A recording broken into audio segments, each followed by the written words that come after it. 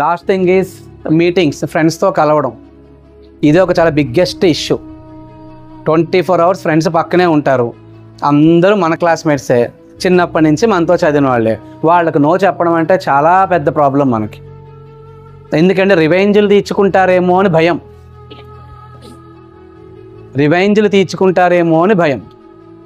రివెంజ్లు తీర్చుకునే మెంటాలిటీ ఉంటే కనుక వాళ్ళు లైఫ్ లాంగ్ రివెంజ్లు తీర్చుకోవడంలోనే పడతారు. కారణం they are always behind you only. ఎప్పుడో జరిగిన దానికి ఇప్పుడు రివెంజ్ తీర్చుకుంటున్నారంటే they are still in the past అని అర్థం. They are still in the past. వాళ్ళు ఇంకా ముందుకు రాలేదు, వాళ్ళు అక్కడే ఉన్నారు. But you already move forward. Then why are you waiting for them? Then why are you thinking about that? Say to no. చెప్పండి, సే టు నో. రివెంజింగ్ కాన్సెప్ట్లు ఏమీ పనిచేయవు. మీరు అనుకుంటున్నారు వాళ్ళు రివెంజ్ తీర్చుకుంటారేమో అని. It's impossible. రివెంజ్లు అనేవి జరగవు. ఒకవేళ అది రివెంజ్ తీర్చుకున్నా you have to feel very happy. కారణం ఆ ప్రాబ్లం అక్కడితో సాల్వ్ అయిపోయింది. నువ్వు రివెంజ్ తీర్చేసుకున్నావుగా, now you are happy, right? Then let me do my work. నువ్వు రివెంజ్ తీర్చేసుకున్నావు. ఆ రోజు నేను ఏదో చేశాను, నీకు అది ప్రాబ్లము. ఇప్పుడు నువ్వు రివెంజ్ తీర్చుకున్నావు, దీనికోసం 6 months నుంచి వెయిట్ చేస్తున్నావు. ఇప్పుడు నీకు ఆ రివెంజ్ అయిపోయింది. నేను ఫ్రీ బర్డే, నువ్వు ఫ్రీ బర్డే. నువ్వు పోయి చదువుకో, నేను పోయి చదువుకుని.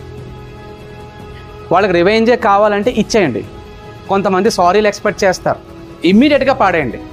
నా దగ్గర చాలా సారీలు ఉన్నాయి, మొత్తం ఇచ్చేయండి. మనకు అవసరం, వాళ్ళకి కావాల్సింది ఎప్పుడో 200 సంవత్సరాల క్రితం ఆ బ్రిటిష్ వాడు పాడేసిన సారీ వాళ్ళకి కావాలి. ఇచ్చేస్తే పోలే. నీ దగ్గర సారీ పెట్టుకుంటే నీకేం వస్తుంది? కనీసం బ్యాంకులో ఒక 10 రూపాయలు వేస్తే ఇంట్రెస్ట్ అయినా వస్తుంది. వాళ్ళకి ఆ సారీలు ఇచ్చేస్తే మన దగ్గర పెట్టి మనకి ఏమీ రాదు. నువ్వు కనీసం నాకు సారీ అయినా చెప్పావా అంటారు వాళ్ళు.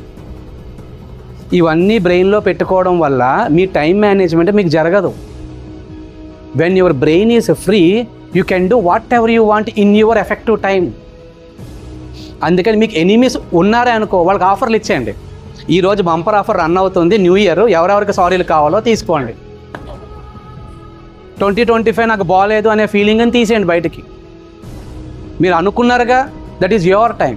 Save your time.